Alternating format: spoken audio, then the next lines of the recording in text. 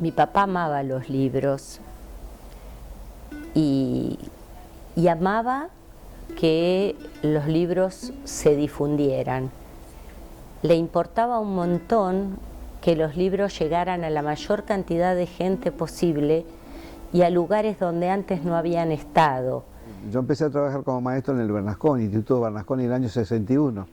Y yo me acuerdo que yo cobré mi primer sueldo a los 6 meses, entonces no tenía un peso en el bolsillo. Entonces un compañero me dice, ¿no querés vender libros? Vamos a... entonces me lleva a Eudeva. Y ahí lo conozco a Boris. La visión de Boris era, bueno, que el libro llegue al pueblo, ¿no? Que el pueblo sea el que reciba esa gran ofrenda del intelecto, de la inteligencia que es el libro, ¿no? En ese entonces yo acababa de llegar a Buenos Aires de Santa Fe y de algún modo u otro me conecté con Beatriz Ferro, que estaba con Spivakov, con Boris, y me pidió que escriba unas adaptaciones, se las hice, le gustaron, y seguí la conexión escribiendo a través de la conexión con Beatriz. Fueron mis primeros trabajos acá en Buenos Aires, ¿no? que fue lindísimo. Yo era muy jovencita y era una experiencia muy, muy linda.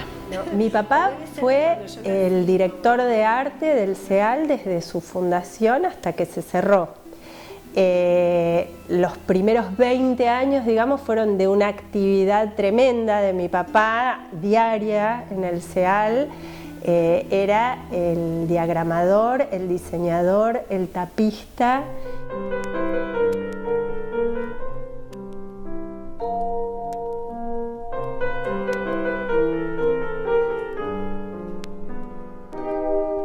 Los Polidoro fueron una ruptura por el eje de lo que se venía haciendo.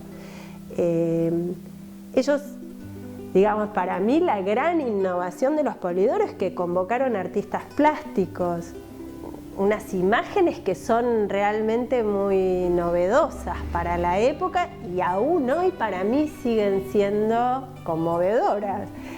Algunos fascículos con las ilustraciones de Sabat.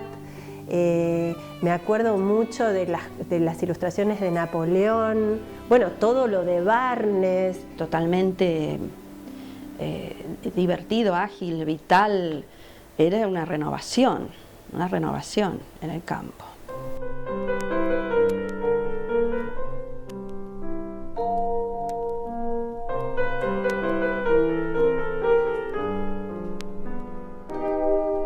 Se editaron en formato revista y se vendieron en los kioscos de revistas, lo cual fue algo que ahora es bastante habitual, o es muy habitual, pero en ese entonces era totalmente novedoso.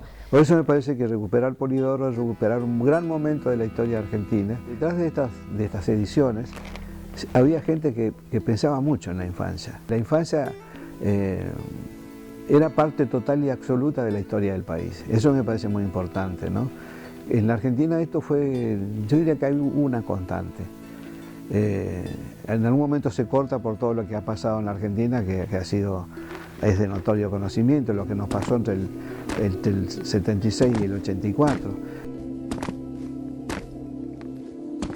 Claramente el Centro Editor era una editorial que publicaba libros con muchas ideas que no eran nada bien vistas por el gobierno militar. En el 78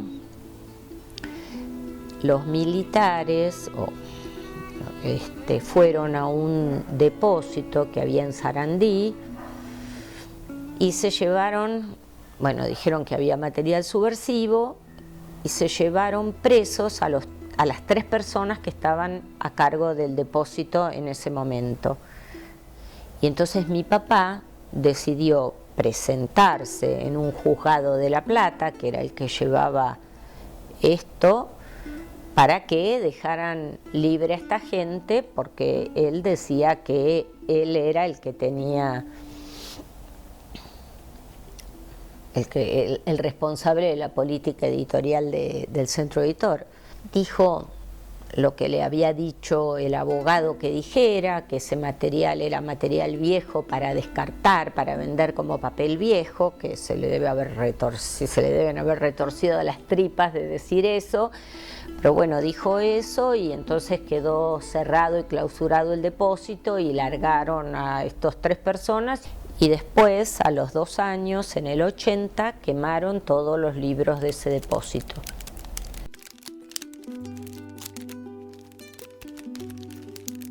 Me parece que haber buscado esta colección es acertada.